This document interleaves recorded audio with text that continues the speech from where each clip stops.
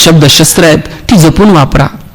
म्हणून कौटुंबिक संबंध नीट ठेवायचे असतील तर शब्द जपून वापरा. एखादी चापट मारलेली माणूस विसरून जाते, पण शब्द असे बोचत जातात की माणसं विसरत नाहीत. आणि मग त्यातून अहंकाराची निर्मिती होते आणि अहंकारातून तोल घसरतो आणि मग मोठमोठी युद्ध केवळ आणि केवळ अहंकारामुळे घडलेली आहेत. म्हणून चांगलं बोला. मला सांगा, द्रौपदी अशी समोर उभी आहे, मै सभेतनं दुर्योधन चाललेला आहे, दुर्योधनाचा पाय घसरला आणि द्रौपदीच्या मुखातून शब्द बाहेर पडले, अंधे का पूत अंधा. आयुष्यभर दुर्योधनाचे ते शब्द बोचत गेले. त्याऐवजी जर असं घडलं असतं, दुर्योधनाचा पाय घसरला, समोरून द्रौपदी पळत आली आणि दुर्योधनाला विचारलं, तुला लागलं तर नाही ना रे, बस बरं जर इथे, मी पाणी आणते, चहा ठेवते, काय परिस्थिती असती? कदाचित महाभारत घडलं नसतं. याच्या त्याच्या मागे पाठीवर तर असलं काही काही बोलण्यात वेळ वाया घालू नका. लोकांना वेळ मिळतो कुठून मला कळत नाही. कौतुक करायला लोकांना वेळ मिळत नाही का? पण दोष काढायला मात्र वेळ मिळतो. कौतुकही केलं पाहिजे आणि दोषही काढले पाहिजेत, पण त्याच्या त्याच्या स्वतंत्र जागा आहेत. कौतुक हे चार चौघात करायचं असतं आणि दोष हे कानात सांगायचे असतं. एखादा चांगलं काम करतोय ना, चार चौघात म्हणारे वा छान काम करतोय, आणि चुकतोय ना त्याला केबिनला बोलवा आणि केबिनला बोलून सांगा हे चुकतोय बरं का, उद्या असं व्हायला नको. आपण उलट करतो, चार चौघात सगळ्यांच्या देखत त्याची सवयी उतरून टाकतो आणि केबिनमध्ये बोलून नाही पण मी तसं नव्हतं बोल. आता काय झालं सगळं रामायण. जगणं खूप सुंदर आहे. परत ते आपल्याला हे आयुष्य आहे की नाही मला माहित नाहीये, पण जे काही वाट्याला आलंय ते मात्र जगायचं. मी कालच्याही भाषणामध्ये सांगितलं की आपण सगळे एकमेकांपेक्षा वेगळे आहोत. आपल्यातलं वेगळेपण ओळखा आणि आयुष्य जगायला सुरू करा. ज्या दिवशी आपल्याला भगवंतानं काय वेगळेपण दिलंय ते सापडेल ना, त्या दिवशी जगणं सुंदर होऊन जातं. म्हणून नात्यांची मजा घ्या, कुटुंब जपा, निसर्गाला जपा. या संस्थेच्या त्यांनी जे काही महत्वाच्या गोष्टी सांगितल्यात त्यात निसर्गावरती सुद्धा भर दिलेला पाहायला मिळतं. निसर्ग हा आपल्या संस्कृतीचा भाग बनायला हवा. नवे नवे तर मला वाटतं की निसर्गाकडनं शिकण्यासारखं खूप आहे, जे आपल्या संस्कृतीचा अविभाज्य घटक घडावं. आणि निसर्गानं माणसाला वारंवार जाणीव करून दिलेली आहे की बाबा रे, या सगळ्या सृष्टीमध्ये तू एक छोटासा घटक आहे आणि तू निसर्गासोबत जुळून घे. दुर्दैवानं माणूस हा निसर्गासोबत जुळून घ्यायला तयार नाही. माणसाला निसर्गावर मात करायची आहे, निसर्गावरती विजय मिळवायचा आहे. विजय मिळवून सांगायचंय कुणाला? निसर्गावरती विजय मिळवण्यापेक्षा निसर्गासोबत जुळून घेता येईल का? 2 वर्षाच्या काळात डोळ्यानं न दिसणारा एक विषाणू सगळं जग जागेवर थांबवलं की नाही? कोरोना कुणी बघितलाय का आपल्यापैकी? कुणाकडे त्याचा फोटो बिटो सेल्फी बिल्फी घरात ठेवलाय का? कोरोना बघितला कुणीच नाही, पण कळला मात्र सगळ्यांना. निसर्गाच्या समोर आपण किती छोटे आहोत याची जाणीव आपल्याला कोरोनाच्या काळात झाली. मला वाटतं आमच्या पिढीने बघितलेलं ते सगळ्यात मोठं संकट असेल. पण याचा तुम्ही जर इतिहास बघितला तर वारंवार माणसाला जाणीव करून दिली निसर्गानं. नेपोलियन 3 लाख सैन्य घेऊन युरोपवरती आक्रमण करायला गेला होता. युरोप जिंकलं, पण तिथे पिवळ्या तापाची साथ आली आणि पटापट सैन्य मारायला लागलं. मोजकं सैन्य घेतलं आणि नेपोलियन परत मायदेशी परत आला. शस्त्रांच्या जोरावरती त्याला युरोप जिंकता आला, पण शस्त्रांच्या जोरावरती पिवळ्या तापाच्या समोर त्याचं काहीही चाललं नाही. दक्षिण आफ्रिकेमध्ये जनावरांचा प्लेग आला, पटापट जनावरं मारायला लागली. जनावरांवरती आधारित असणारे उद्योग व्यवसायाला यायला गेले. चीनमध्ये मिंग राजवट होती, तिथेही अशीच प्लेगची साथ पसरली आणि ती मिंग राजवट उद्ध्वस्त झाली. निसर्गाच्या समोर आपण फार छोटे आहोत. म्हणून निसर्गासोबत आम्हाला जुळून घेता येईल का? प्राण्या पक्ष्यांची नाळ अजून तरी थोडी बहुत निसर्गासोबत जुळलेली आहे, पण माणूस एकमेव प्राणी आहे की त्याला निसर्गासोबत जुळून घ्यायचं नाही. तुम्ही एक तरी कावळा ओव्हरवेट झालेला बघितलाय का? टेन्शन मध्ये आला आणि घेट्या घालतोय, आता जरा जास्त करावं लागतं म्हणते. माणसं दाखवू किती, आपण निसर्गासोबत जुळून घ्यायला तयार नाही आहोत. मला आठवतंय गावाकडे जर गेलो असे गुडघे टेकून नदीला पाणी पिलेलं मला आठवते. लांबचा काळ नाहीये. आता पॅक बोटल मधलं पाणी प्यायचं म्हणलं तर 10 वेळा माणूस विचार करताय, नीट आहे का, पिऊ का? आंब्याच्या सीझन मध्ये जर गावाकडे गेलात तर प्रत्येक घरात आंब्याची आडी होती की नाही? जुनी माणसं साहेब फार शिकलेली नसतील पण शहाणी होती. गेलेल्या माणसाच्या स्मृतीप्रित्यर्थ आंब्या बिंबा आमराई बिमराई उभी करायची. गावात प्रत्येक घरात आंब्याची आडी होती. आंब्याच्या सीझन मध्ये गावातल्या सगळ्या पोरांचे शर्ट आंबे खाऊन भरलेले असायचे. बोराच्या सीझन मध्ये जा, 2-4 पोरांची तरी डोकी गावात फुटलेली असायची. वर बोराला दगड मारताय, डोक्यात पडून घेताय. जांभळाच्या सीझन मध्ये जा, 2-4 पोरांचे तरी हात मोडलेले असायचे. वर चढतंय, खाली पडतंय. निसर्ग भरभरून देणारा होता. निसर्गासोबत लोक जुळून घेत होती. मला वाटतं आम्हाला निसर्गासोबत जुळवून घेता येईल का, याचा विचार आम्ही संस्कृतीच्या दृष्टीने केला पाहिजे. संस्कृती कुठल्याही आभाळातून पडणाऱ्या एखादी गोष्ट नाही. संस्कृती म्हणजे पोथीपुराण नाही. तुमच्या माझ्या वागण्या बोलण्यातनं संस्कार घडतात आणि त्या संस्कारातून संस्कृतीची निर्मिती होत असते. म्हणून चांगलं बोलता येईल का, चांगलं वागता येईल का, तुमच्या माझ्या वागण्या बोलण्यावरच संस्कृती आणि संस्कार अवलंबून आहेत. इतकं सोपं मी सांगतो. फार मोठे मोठे शब्द आणि अलंकारी, तुम्ही मी जे वागतो बोलतो ना, तो आपला संस्कार आहे आणि त्यातून संस्कृती डेव्हलप होत असते. मग कसं बोलायचं हे तुम्ही ठरवा. ज्ञानोबारायांनी सांगितलं चांगलं बोलावं. चांगलं बोलावं म्हणजे कसं, साच आणि मवाळ, मितुले आणि रसाळ, शब्द जैसे कल्लोळ अमृताचे. ज्ञानोबारायांनी सांगितलं अमृताचे कल्लोळ बाहेर पडावेत असं बोला. आपण बोलतो कसं. परवा पेशंट चेक करायला डॉक्टर आलते. डॉक्टर पेशंटला सांगत होते चांगलं चुंगलं खात जा, खाण्यापिण्यावर 2 रुपये खर्च करा. बायको बाहेर पळत आली मुली, डॉक्टर तुम्हीच सांगा हे खायला प्यायला पैसे खर्च करत नाही. मग म्हणे असं डॉक्टरच्या मढ्यावर पैसे घालावे लागतात. काय बोलतो आपण, काय विचार, काय बोलण्याची पद्धत. बोलायला काय पैसे लागतात का. चांगलं बोलावं. शब्द हे शस्त्र आहेत आणि शस्त्र ही जपून वापरली पाहिजेत. तुकोबारायांनी शब्दाला देव म्हटलं, शब्दाची पूजा करू असं म्हटलं. तुकोबारायांनी शब्दाला धन म्हटलं, संपत्ती म्हटलं आणि त्याचबरोबर तुकोबारायांनी शब्दांना शस्त्र म्हटलं. आम्हा घरी धन शब्दांचीच रत्ने, शब्दांचीच शस्त्र यत्न करू. शब्दाची अमुच्या जीवाचे जीवन, शब्द वाटू धन जन लोका. तुका म्हणे पहा शब्देची हा देव, शब्देची गौरव पूजा करू. तुकाराम महाराजांनी सांगितलं शब्द धन आहे, संपत्ती आहे, पण शब्द शस्त्र आहेत, ती जपून वापरा. म्हणून कौटुंबिक संबंध नीट ठेवायचे असतील तर शब्द जपून वापरा. एखादी चापट मारलेली माणूस विसरून जाते, पण शब्द असे बोचत जातात की माणसं विसरत नाहीत आणि मग त्यातून अहंकाराची निर्मिती होते आणि अहंकारातून तोल घसरतो आणि मग मोठमोठी युद्ध केवळ आणि केवळ अहंकारामुळे घडलेली आहेत. म्हणून चांगलं बोला. मला सांगा, द्रौपदी अशी समोर उभी आहे, मै सभेतनं दुर्योधन चाललेला आहे. दुर्योधनाचा पाय घसरला आणि द्रौपदीच्या मुखातून शब्द बाहेर पडले, अंधे का पूत अंधा. आयुष्यभर दुर्योधनाचे ते शब्द बोचत गेले. त्याऐवजी जर असं घडलं असतं, दुर्योधनाचा पाय घसरला, समोरून द्रौपदी पळत आली आणि दुर्योधनाला विचारलं तुला लागलं तर नाही ना रे, बस बरा जर इथे, मी पाणी आणते, चहा ठेवते. काय परिस्थिती असती. कदाचित महाभारत घडलं नसतं. पण निरर्थक आम्ही शब्द तुमच्या नाही पटत ना, 2 दिवस मौन बाळगा, फार त्याच्यावरती चर्चा करू नका. पण निरर्थक शब्द आणि वाया घालू नका. तुमच्याकडे वेळ आहे ना, बोलावा विठ्ठल, पहावा विठ्ठल, करावा विठ्ठल, जीव भावे. निरर्थक गोष्टींसाठी वेळ वाया घालू नका. शब्द शस्त्र आहेत आणि ती जपून वापरली पाहिजेत. याच्या त्याच्या मागे पाठीवर तर असलं काही बोलण्यात वेळ वाया घालू नका. लोकांना वेळ मिळतो कुठून मला कळत नाही. कौतुक करायला लोकांना वेळ मिळत नाही का, पण दोष काढायला मात्र वेळ मिळतो. कौतुकही केलं पाहिजे आणि दोषही काढले पाहिजेत, पण त्याच्या स्वतंत्र जागा आहेत. कौतुक हे 4 चौघात करायचं असतं आणि दोष हे कानात सांगायचे असतं. एखादा चांगलं काम करतोय ना, 4 चौघात म्हणारे वा छान काम करतोय, आणि चुकतोय ना त्याला केबिनला बोलवा आणि केबिनला बोलून सांगा हे चुकतोय बरं का, उद्या असं व्हायला नको. आपण उलट करतो, 4 चौघात सगळ्यांच्या देखत त्याची सवय उतरून टाकतो आणि केबिनमध्ये बोलून नाही पण मी तसं नव्हतं बोल. आता काय झालं सगळं रामायण. कौतुक हे 4 चौघात करायचं आणि दोष हे एकांतात सांगायचे, कानात सांगायचे. तुम्ही तुमच्या मुलांना सुद्धा पाहुणे आल्यानंतर नावं ठेवण्यात अर्थ आहे का.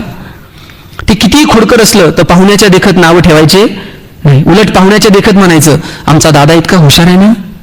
दादा पाहुण्याच्याच पुढे पुस्तक घेऊन बसतंय का ना. आणि तुम्ही पाहुण्याच्या देखत म्हणून बघा दादा बावळट आहे.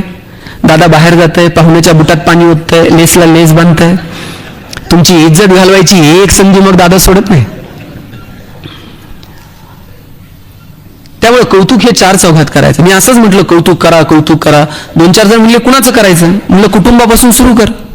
आईला म्हण, आई तुझ्यामुळे जग बघायला मिळालं. कधीतरी वडिलांना म्हण की बाबा तुम्ही लहानाचं मोठं केलं. कधीतरी बहिणीला म्हणा तुझ्यामुळं घराचं गोकुळ झालं. कधीतरी भावाला म्हणा दादा मला तुझा आधार वाटतो. कधीतरी बायकोला म्हणा तुझ्यामुळे संसार झाला. ते भांडायला लागलं. मला म्हणलं पहिलं सगळं ठीक आहे, बायकोचं मी अजिबात कौतुक करणार नाही. म्हटलं काय तुमचं पटत नाही का. पटायचं काय म्हणला, तिला कानानं ऐकायलाच येत नाही, कौतुक करून उपयोग म्हटलं कानाला ऐकायला येत नाही. म्हटलं मग डॉक्टरांकडे जा, मशीन लाव, मग कौतुक कर ऐकायला आल्यावर. हा म्हटलं ते बघतो. बरं बायकोला घेऊन दवाखान्यात जायचं तर एकटंच गेलंय. डॉक्टरला म्हणला आमच्या हिला ऐकायला येत नाही. डॉक्टर म्हणले ही कुठे? ही घरीच आहे. आता मग इथून काय उपचार करायचे? ते एक काम कर, घरी जा आणि किती अंतरापर्यंत तिला ऐकायला येत नाही ना तेवढं जरा मोजून ये. हा म्हटलं हे जमतंय. घरी गेला, बेल दाबली, पोरानं दार उघडलं. पोरानं दार उघडल्यावर यानं दारातूनच आवाज दिला, भाजी काय केली? बायको किचनमध्ये होती. किचनमधून काहीच प्रतिक्रिया नाही. याला कळलं बायकोला दारातून ऐकायला येत. हॉलमध्ये गेला, भाजी काय? काहीच प्रतिक्रिया नाही. किचनच्या दारात गेला, जोरात ओरडला, भाजी काय केली? काहीच प्रतिक्रिया नाही. याला कळलं प्रकरण गंभीर आहे, हिला किचनच्या दारातून पण ऐकायला येत नाही. शेवटी बायकोच्या मागं जाऊन उभा राहिला आणि जोरात कानात ओरडला, अगं भाजी काय केली? बायकोनं हातातली कढई अशी दंदिशी आदळली. म्हणली 4 वेळा सांगितलं ना तुम्हाला बटाट्याची केली म्हणून.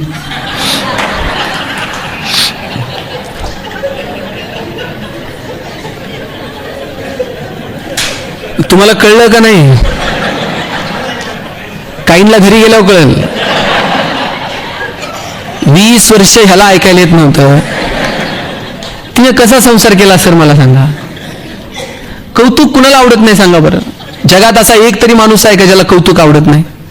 प्रत्येकाला कौतुक आवडतं. कौतुक केलं पाहिजे. आणि महिला तर बिचारा इतक्या भोळ्या असतात, काय लागतो त्यांना कौतुक करायला? त्यांना काय साडी बिडी गिफ्ट असलं काही नाही. 30 सेकंद फक्त बायकोकडे असं राजेश खन्नासारखं बघायचं. अमोलजी तुम्ही घरी गेल्यावर करून बघा. आणि फक्त बायकोला म्हणायचं तू म्हणून संसार चाललाय. सगळ्यात चांगलीच सांगते की नाही बघा, 1 नंबर नवरा भेटला. काय लागतं? कौतुक हे सगळ्या गोष्टींवरचा रामबाण उपाय आहे. म्हणून कौतुक हे 4 चौघात करा आणि दोष हे काय असतील ते एकांतात सांगा. एकमेकांमधले हितसंबंध, एकमेकांमधली नातीगोती आम्हाला सांभाळता येतील का? छोट्या छोट्या गोष्टींचा आनंद घेत आम्हाला पुढे जाता येईल का? मला वाटतं याचा विचार करा. आयुष्य खूप सुंदर आहे. त्या सुंदर आयुष्याकडे आम्ही फक्त सकारात्मक दृष्टीने बघितलं पाहिजे.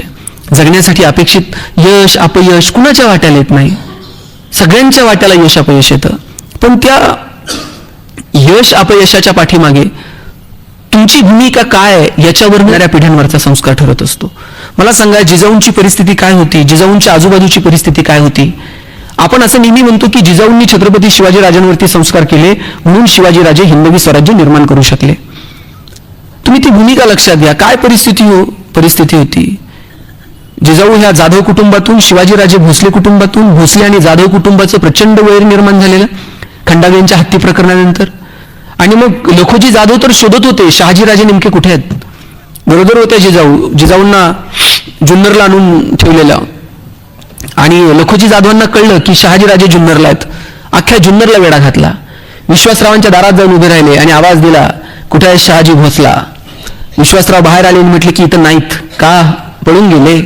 भोसल्यांवर अजून ती वेळ आली नाही की ते पळून जातील. म्हटले मग लपून बसले असतील. ती वेळ अजून भोसल्यांवर आली नाही की तुम्हाला बघून ते लपून बसतील. लखोजी जाधवांनी म्यानातून तलवार काढली, धावून गेले. एकमेकांमध्ये खणाखणी होणार त्याच वेळेला गरोदर असणाऱ्या जिजाऊ पुढे आल्या आणि जिजाऊंनी वडिलांचा हात हातात घेतला आणि सांगितलं, आबा एवढे शत्रुत्व? एक काम करा. तो हात स्वतःच्या कपाळावरती ठेवला आणि सांगितलं, एकदाच माझ्या कपाळावरचं कुंकू पुसून टाका आणि संपून टाका हे शत्रुत्व.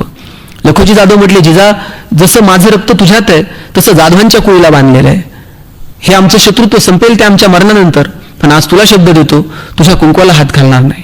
त्या दिवशी जिजाऊंच्या आग्रहाखातर तिथं मुक्काम केला. दुसऱ्या दिवशी सकाळी स्वतःच लखोजी जाधवांनी म्यानाला खांदा दिला आणि जिजाऊंना वरती शिवनदीवरती पोहोच केलं. आणि जाताना लखोजी जाधव म्हटले, जिजा तुला लेकरू झालं का निरोप धाड, तुझ्या पोराचं तोंड बघायला मी नक्की येईल. आणि काही दिवसांनी जिजाऊंच्या कानावरती शब्द.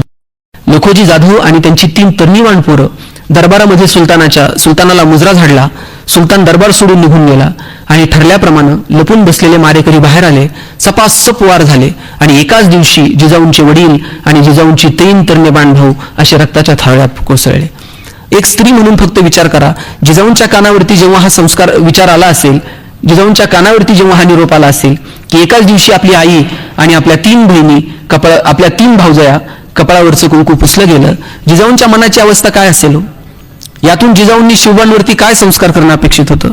एखादी आई म्हटली असती आपल्या लेकराला पुढे जाऊन की राजा तू काय या लोकांच्या नादी लागू नको, हे अतिशय क्रूर लोक आहेत, सत्तेसाठी काही करू शकतात, त्यापेक्षा आपण यांच्यासोबत जुळून घेऊ, थोडीशी सत्ता आणखी वाढवून घेऊ, सुपा परगाना आणखी जहागिरी वाढवून घेऊ आणि आयुष्यभर आयुष्यारामात जगू. पण संस्कार काय करायचे हे मला वाटतं जिजाऊंकडनं शिकावं.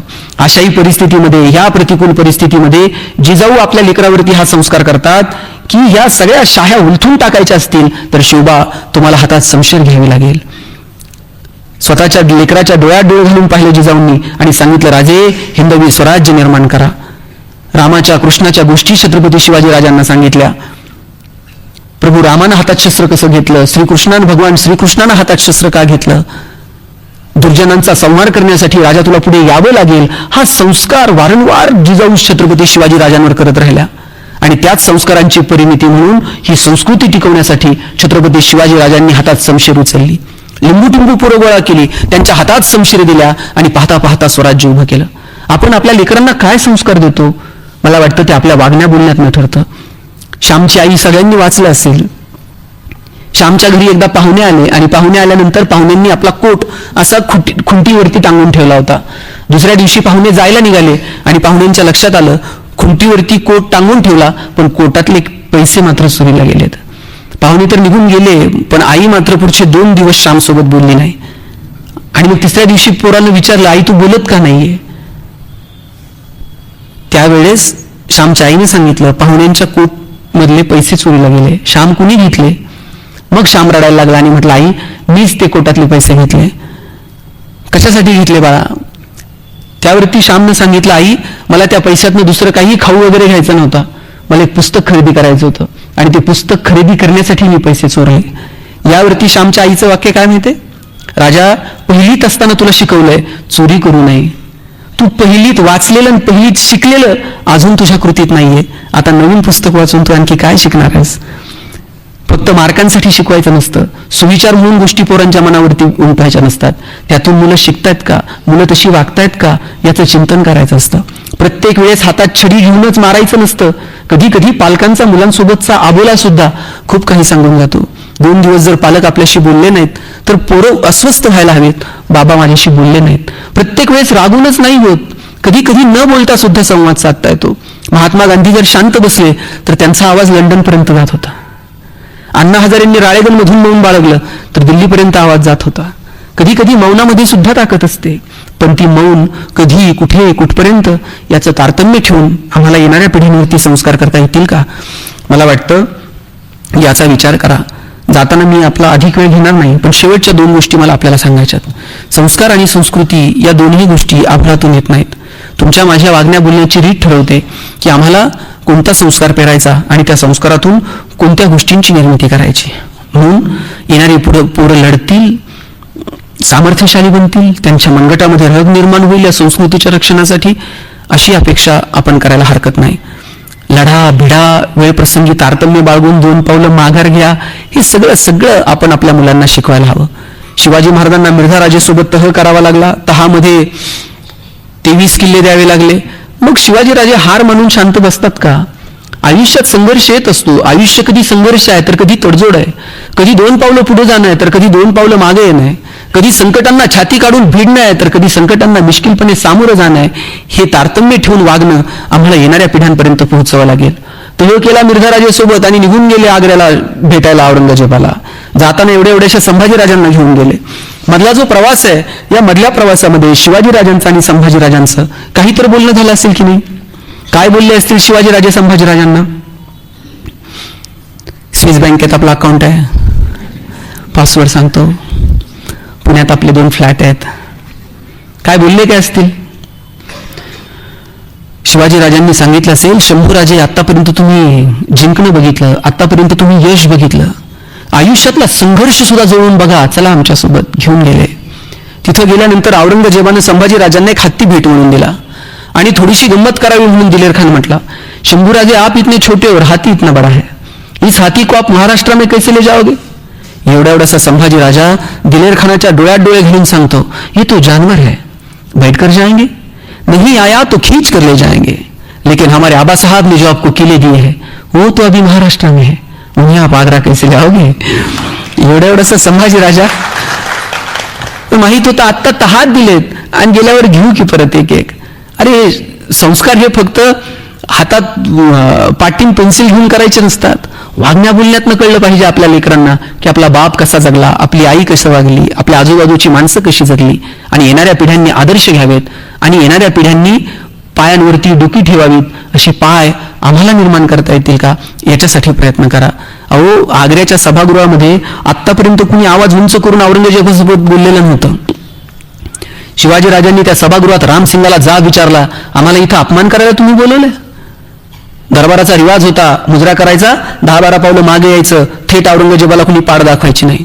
औरंगजेबाला पाड दाखवली आणि ताडदिशी शिवाजीराजे तिथे निघून गेले. परक्यांच्या गोटात शेकडो किलोमीटर दूर आजूबाजूला सगळं शत्रूचं सैन्य आणि तिथं आपला बाप असा स्वाभिमान दाखवतो त्या सभागृहात. स्वाभिमान पाटी पेन्सिल घेऊन शिकवावा लागला नाही संभाजीराजांना. त्यांनी बघितलं आपला बाप काय स्वाभिमानानं जगतो. संभाजीराजांना आपण छावा म्हणतो साहेब, छावा कुणालाही म्हणत नाही, त्याच्यासाठी बाप सिंह असावा लागतो. बाप सिंह आहे म्हणून तर छावा जन्माला आला. आणि म्हणून आदर्श हे असे सांगून नाही, आदर्श हे आमच्या वागण्या बोलण्यातनं निर्माण व्हायला हवेत. ते वागण्या बोलण्यातले आदर्श आपण निर्माण करावेत. ते करण्यासाठी आपण सगळेजण प्रयत्न कराल अशी अपेक्षा बाळगतो. मस्त जगा, छान जगा, आपल्या वागण्या बोलण्यातनं येणाऱ्या पिढ्यांना काही चांगले संस्कार द्या आणि त्यातून एका जगाला हेवा वाटेल अशी संस्कृती आम्ही आमच्या समाजात निर्माण करू अशी अपेक्षा व्यक्त करतो. जाताना इतकंच सांगतो, हसत राहा. कालही मी सांगितलं होतं, हसत राहा. शहरातली पोर कशी साहेब झाली, गावाकडली पोर आता पारा खाली आली. मास्तरांच्या ठेक्यावरती शाळा आमची सुटली, राण्याच्या गुत्त्यावर बाटली कशी फुटली. शांतेचं कार्ट अजून 10वी सुटना, काय सांगू राणी मला गाव सुटना. कसं सांगू राणी मला गाव सुटना, गाव सुटना, गाव.